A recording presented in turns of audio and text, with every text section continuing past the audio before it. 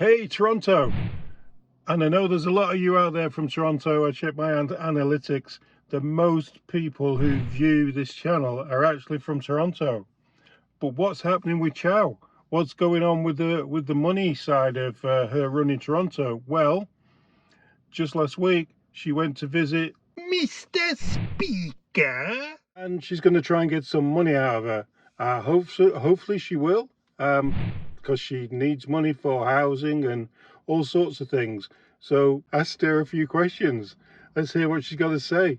On shelters, they need homes. So I'm looking to persuade her to open up and some financial dollars so that we could set up some shelters, invest in public transit, get the buses going, all the things that a good city really need to function well. Olivia, you went to Ottawa last week and you got to go into the Parliament and everything, but you never got to meet the Prime Minister.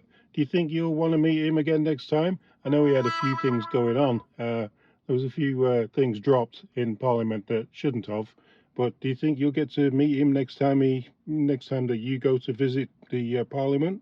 Hopefully soon in future. There was a promise so that we will meet in a few weeks, maybe before end of the year for sure. Before it gets too cold. This is the biggest city of Canada. We generate a lot of activities and a lot of money for the federal and the provincial government. Mr. Ford, Premier Ford said, "Yep, Mayor, let's work this out," which is great. Yeah, so I'm hoping that the federal government would step up. Olivia, what's the biggest thing you're going to do to make life more affordable for middle-income families in Toronto? Well, I've done housing benefits, which is a bit of rent supplement to help those that need to find housing now. So we're not waiting to build housing. The second one is for middle-income folks. Middle-income folks sometimes face people that they may face their apartment they lived in, let's say in Midtown, and I met with them, and they've lived in that area for 20, 30 years. All of a sudden, their buildings are being sold, and they're facing eviction, right? They're not poor people. It's just that right now the rent is so high. So we are actually at 10 o'clock later today, we are actually 10:30. We have a press conference about buying some buildings and making some of the buildings, making them, it's called land trust, so that people can, the tenants in there can have a permanent affordable home. So we're doing that. We are relaxing our density. So if you're a homeowner, Greg, if you have a home that is only 2-story, if you want to build 3-story, turn it into 3 units to rent one of them out, you could do so. You can do that. You don't have to apply for all these planning. Oh yeah, cutting red tape. I suppose that's a good thing. It means that people can just get on with extending their homes and making them bigger and bigger and bigger and bigger, and they can rent off all different rooms. I guess that's okay. What about Yonge and Dundas Square? Mark Saunders has offered to step in and help you sort out the drug issue in Yonge and Dundas Square. Are you going to take his help? Are you going to sort the place out? Because it was a place for people to go, but now nobody wants to go there. I totally agree. I remember I used to teach at TMU, right, the old Ryerson, so which is right next door to it. So I see it all the time. We're looking to take to meet with right now. Dundas Square, Yonge Dundas Square is managed by the Business Improvement Area. So we're meeting with them to say, hey, maybe the city can help you manage the square better. So we have to, how it's managed, how it's supervised, who gets to use the square, what kind of program we do there, how do we protect it, and all the people around it.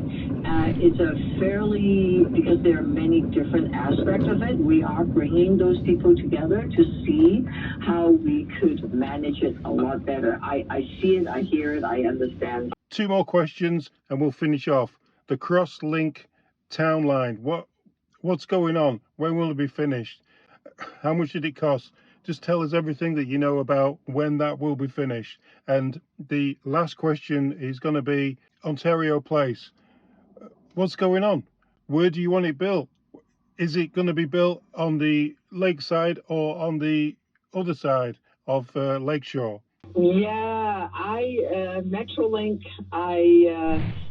of course, it's Ontario government. We don't have much control over it. We've said, please hurry up, fix it, repair it, open it. It's been 13 years, but at the meantime, maybe some of us would go over to Eglinton. The street looks really nice now. The station's there, it's just not open. But the restaurants, the hair, the barber, the nail, please go to Little Jamaica and show some love to the people that are still hanging on, and encourage them to not give up, because it's tough 13 years as a store owner, right? And in terms of Ontario Place, it's called Ontario Place because it's not City Place. I know. It's not Toronto Place. We don't have much control over it. So I'm a very practical person. I'm always looking to mediate and help out and see if there's a solution. So we said, hey, CNE, would you consider it? The Premier is not that interested. Therma, the company, said we did the deal and the lease with Ontario Place. So they're not that interested. Our staff will look at it, and maybe it's possible, maybe not. Sounds like everybody's losing hope with Ontario Place. Well, hey, I'm in this business to be hopeful and optimistic. Never say never, right? Yeah. So, okay. We'll just keep trying and see what happens. Well, hopefully you stayed to the end and you found that interesting enough to at least give us a like. So what she's talking about with the Toronto thing and taking over, and basically what most of it boils down to, and what she's trying to say and what she's trying to get, is more money. She's saying there isn't enough money. Now, I know she's rumoured about putting tax up by 1% GST on stuff in Toronto. I'm not sure if that's going to come around yet. The other thing that she was doing was sales tax on houses. She was going to put that up as well, so that I think if you sold your house and it's over 300,000, then you'd have to pay more sales tax on that. And the other thing was housing tax. She could, like where I live in Ajax, they're looking at putting housing tax up by 10%. 10%. I'm like, what? Where did that come from? What do you think? If you're in Toronto, are you willing to pay a little bit more housing tax so that people can have nice things, or you can have nice things, or they can spend money on the homeless? Let's see what happens in the future with Chow in charge. Till next time.